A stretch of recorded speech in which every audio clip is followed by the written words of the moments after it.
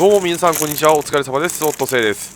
今回はこちら大きな焼きおにぎり、香ばしい醤油の風味と書いてありますが、こちらをさらに香ばしくしていこうと思います。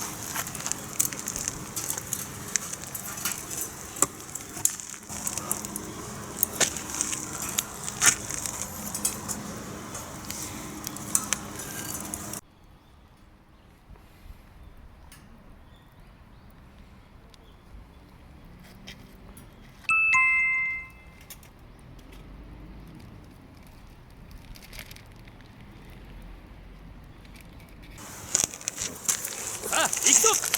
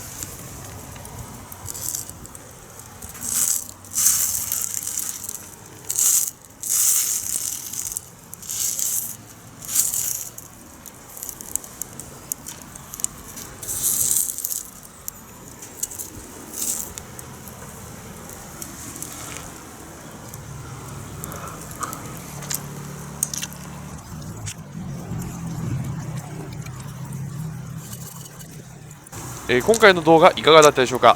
もしよろしければチャンネル登録、グッドボタン、よろしくお願いいたします。